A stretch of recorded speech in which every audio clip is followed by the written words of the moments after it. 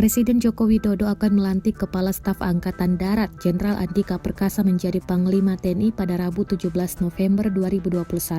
Hal itu disampaikan oleh Kepala Sekretariat Presiden Heru Budi Hartono saat dikonfirmasi pada Selasa 16 November 2021.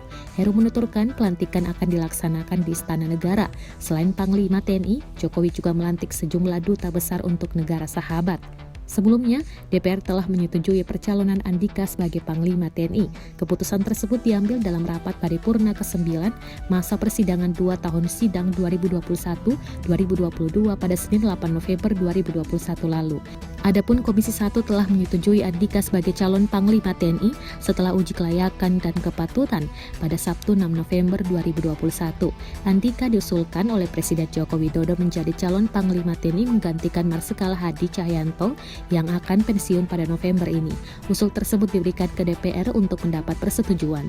Pengajuan dikirimkan melalui surat Presiden atau Surpres yang tiba di DPR pada Rabu 3 November 2021. Selain menerima Surpres, pimpinan DPR kemudian menugaskan Komisi 1 untuk menggelar uji kelayakan dan kepatutan terhadap Andika Perkasa.